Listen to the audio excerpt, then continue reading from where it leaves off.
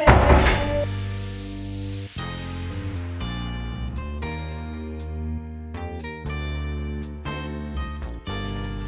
springtime, I always get this sudden urge to clean, to get rid of everything that I don't use, either sell it or bring it to a secondhand shop so that someone else can use it.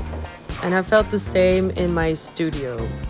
I was waiting to hear if my contract for my rent of the studio would be extended, and I felt like I didn't want to clean up and buy new stuff or storage, for example, until I knew that I could stay a bit longer. And I now heard that I can stay for at least a year and a half longer, so that's really nice. So for me, that meant cleaning up a lot of my plants, which you can see here, making new plants as well, and basically having a very businessy week or past few weeks, which is what you'll see in this vlog.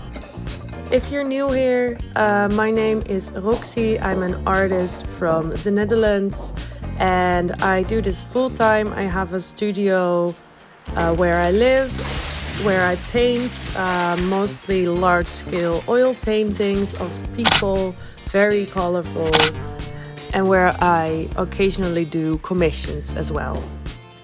If you like this video, please like it and subscribe to the channel because it helps a lot with visibility. And let's get into the video now.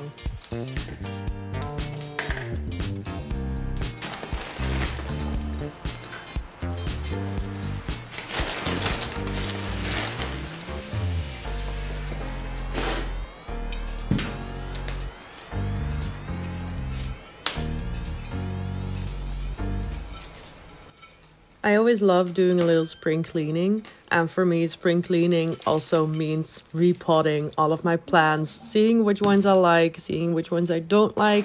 I rarely throw plants away, but in this case I did.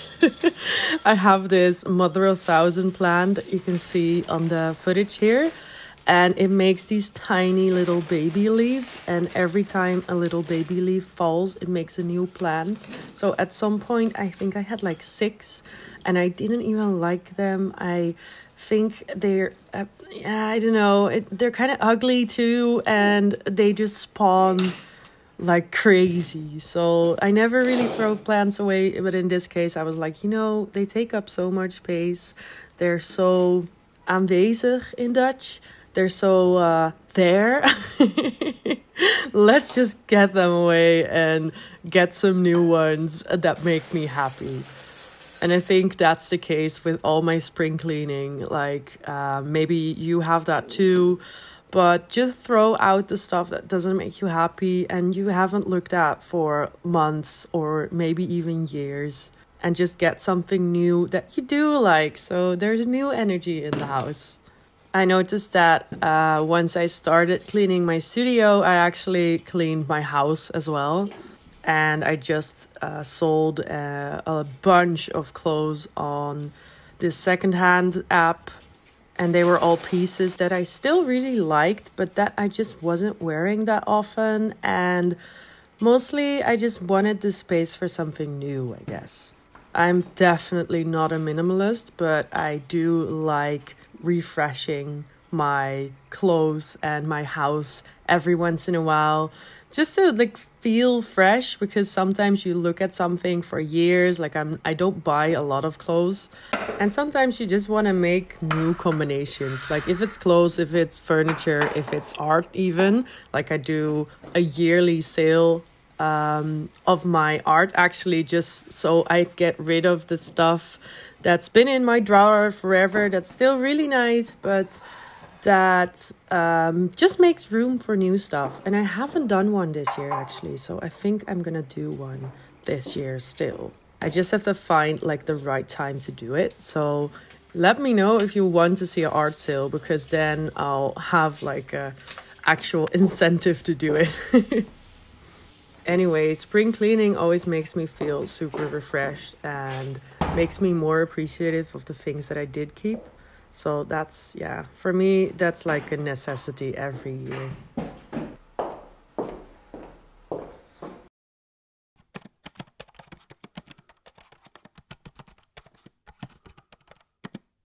It went really well. He bought the Gisle print and he's really happy about it. Actually, like he walked in and he said, "Yep, that's the one." So that was really nice. So if you're watching this, I hope you enjoy your print, and I hope you get it framed by now. So yeah, that was really cool. I always really like when people are in the studio and they see the work and I can talk to them, they can meet me and I can meet them. Yeah, that was really nice. Yeah. Next thing on my list though is something a little less nice. I've been meaning to write an application for a grant, like a Dutch grant for art subsidies, or I don't know, I think it's called a grant or something. I've written them 2 times in the past year for a different grant, but that one was more for design and this one is more for art, and or like for fine art, I guess. And I absolutely hate writing them, and the last 2 times they just give me headaches and whatever, but it's dumb to not ask for them or to not write applications, because I hate them because they give you money instead of having to work like odd jobs or whatever. So I guess I'm gonna have to go through the headache right now and see how far it gets me. So this is the before footage.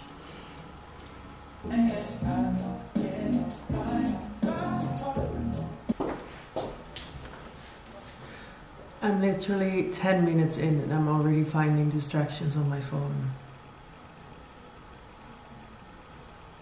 I should find a way to make this fun. Talking seems to work better for me than writing. I kind of like close down when I'm writing. It's so annoying. Like I can write a good story, but once I have to write about my own work, it gets confusing. And if I talk to people about my work, I'm actually quite fine, which is not the best quality when you're writing for an application. But I guess I've been writing a lot actually. I've rewritten and rewritten again my artist statement, and I guess my application is gonna be an afleiding or like a derivative of my artist statement. Like it's gonna be a longer version of that. I have to discuss my inspirations, where I come from, why I do the work I do, and why it has like an urgency. Why do people have to see it, and why do they have to see it now? Because most of the time I think that's why my application grants have been denied. Like, okay, you do what you do, but why are you different? Like I can show you why it's different. I know that it's not the same as anyone else's work, but I can't really explain it. So yeah, I think that's the hardest part.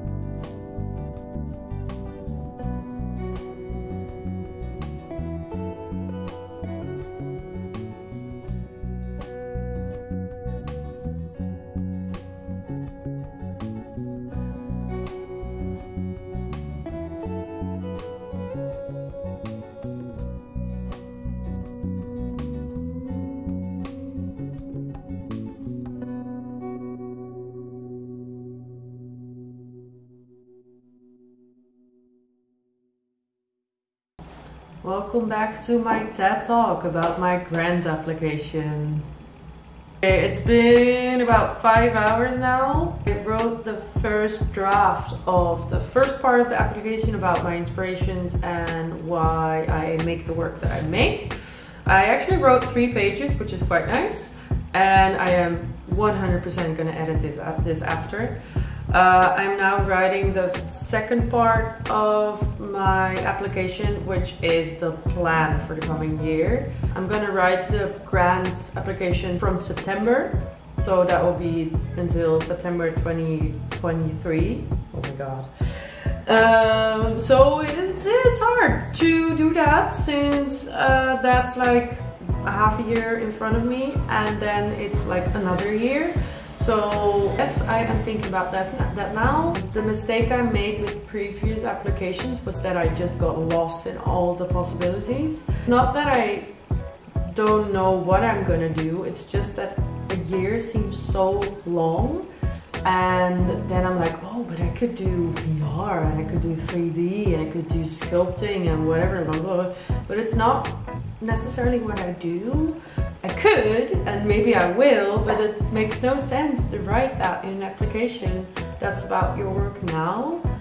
So I'm kind of trying to withhold myself to write about that stuff and keep it to the work now and the work that I'm probably gonna make in the future that doesn't involve some crazy 3D scan whatever method. I took a little sun break, by the way. I got some chocolate and some dinner, which I'm gonna eat soon.